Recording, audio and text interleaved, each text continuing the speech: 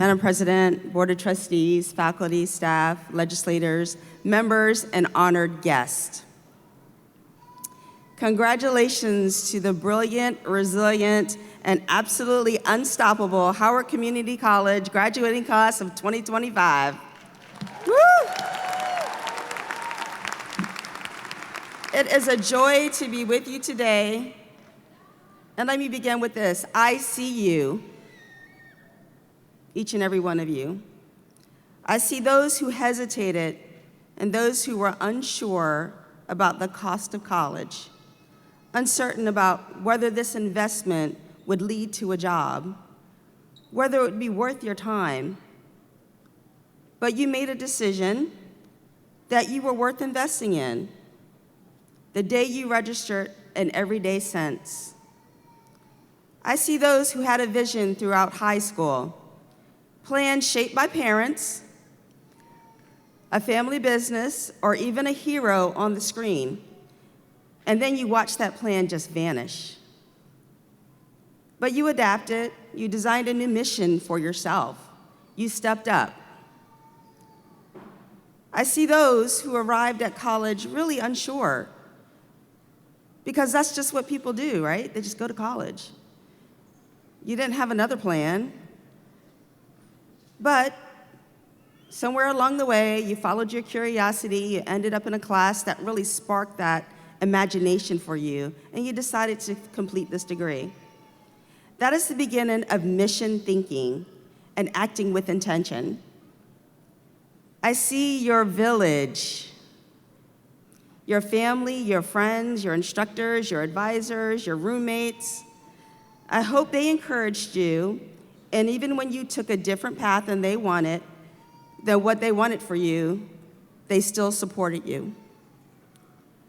I see those who struggled, and let's be honest, we all struggle, but I ask you to think differently about that part of your journey. So Helen Keller once said, "The struggle of life is one of our own greatest blessings. It makes us patient, sensitive, and godlike. It teaches us that although the world is full of suffering, it is also full of overcoming." Today, I offer you my congratulations. You have done something powerful. You have invested in yourself. In doing so, you stand in that why in the road now, that why of becoming. You may not be sure of what that next step is going to be, and that's perfectly fine. The road ahead is yours to choose. Be playful in it. Try new things.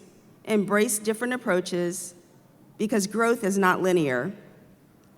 You are at a pivotal moment in your journey, and now that it is here, pause.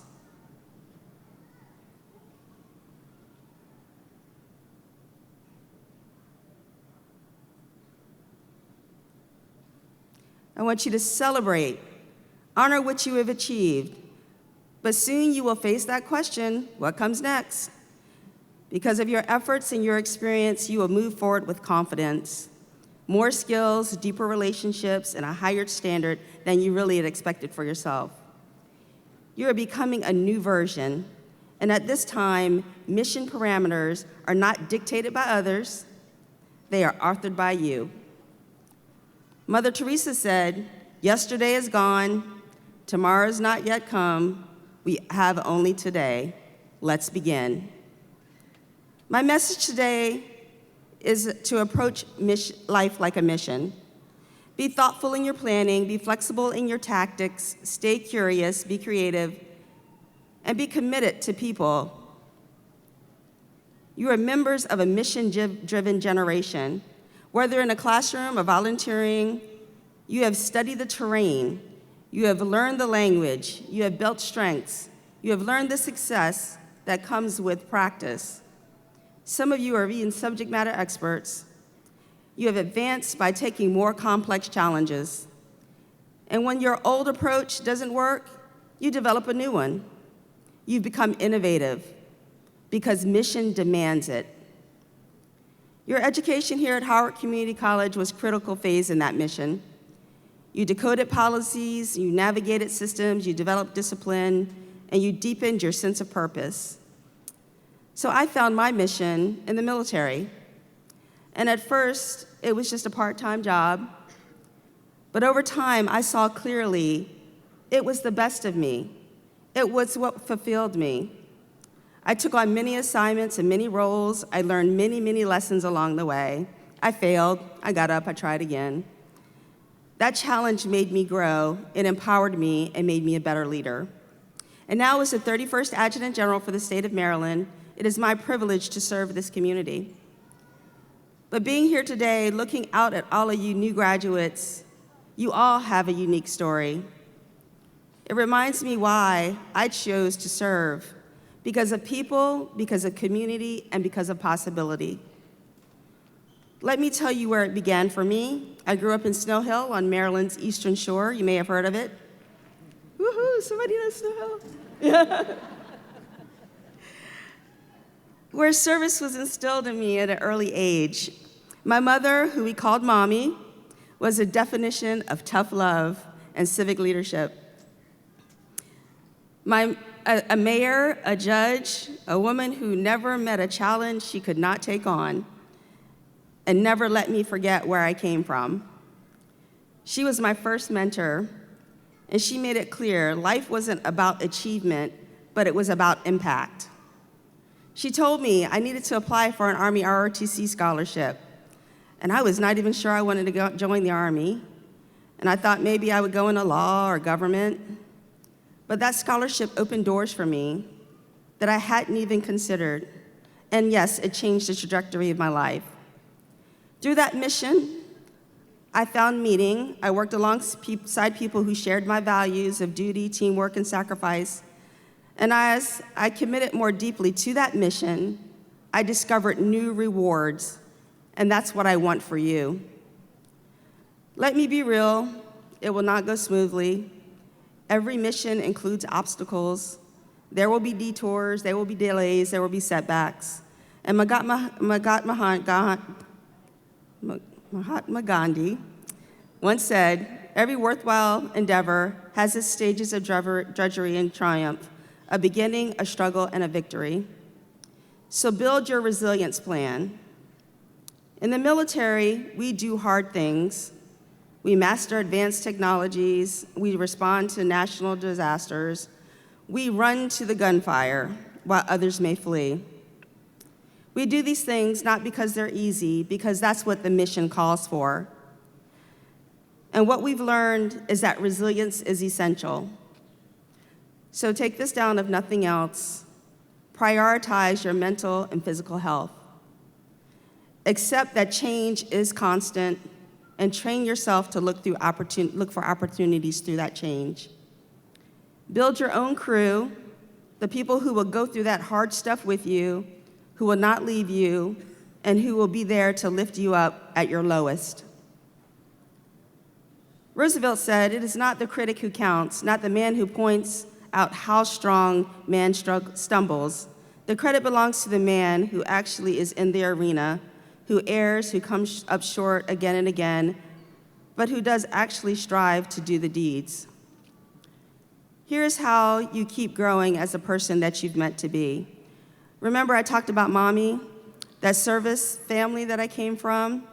Well, she decided that we would clean up a 2-mile stretch of road on Maryland's Eastern Shore, and we've done that for over 30 years. And Mommy loved the Adopt a Highway program. Yes. In fact, we were one of the first families to sign up for that program launched by the state. And she would proudly announce these days, it's going to be a road cleanup day, and if you are around or in her crosshairs, you will be donning the Department of Transportation Adopt a Highway orange vest and cap, and get your trash bag and picker. And there we would be on the side of Route 12, yes, as my family and friends rode by when I was a teenager, just waving at me. And I learned something from my role and from that role, however, because life is not, and jobs are not about titles. So search for a job, but not a title. Search for a role that brings you meaning, not a role where you feel most alive. I didn't know then, but I certainly know now that those times cleaning up that road really made me a better leader. It was about giving back, and it still brings meaning today. Anybody want to join me next month? Let me know. I say again, do not chase titles, chase impact. Who needs me? Where do I need to go? Sign me up. Next, I recommend keeping a journal. Write down every month what you did.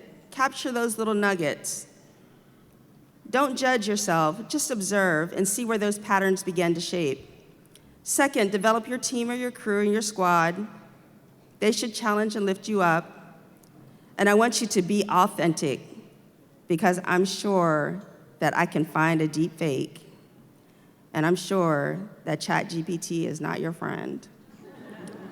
So be authentic. Your mission depends on it.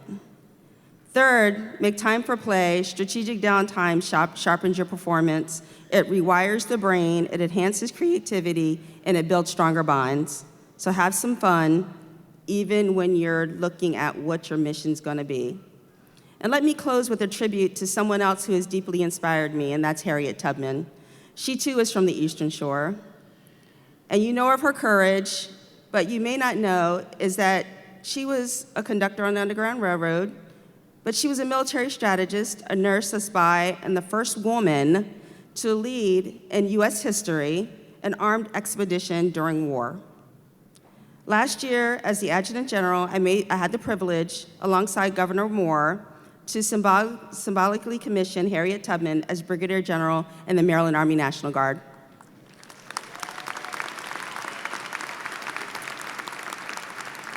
And that was our way of saying, I see you, I see her, and we honor not just what she endured, but what she accomplished. She recognized that leadership does not require a title, just vision, courage, and action. It lifted her up as a model of mission-driven leadership. She faced unimaginable obstacles, poverty, bounty hunters, hostile terrain, but she innovated, she disguised herself, she altered routes, and she built a team. She worked with others, she taught nurses, she shared knowledge, and over time, they together changed the course of history. Harriet Tubman is credited with once saying, "Every great dream begins with a dreamer." And graduates, you are those dreamers. You don't need a uniform for service. You don't need a badge to lead. You don't need to wait to make a difference. We celebrate you today, not just the conclusion of your studies, but the commencement of a mission.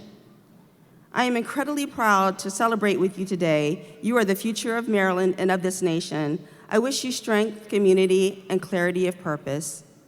Congratulations, class of 2025. Go and make history. Stay mission ready, stay mission driven, and remember, if you're unsure about what to do next, just ask yourself, what would Harriet do? She'd keep moving.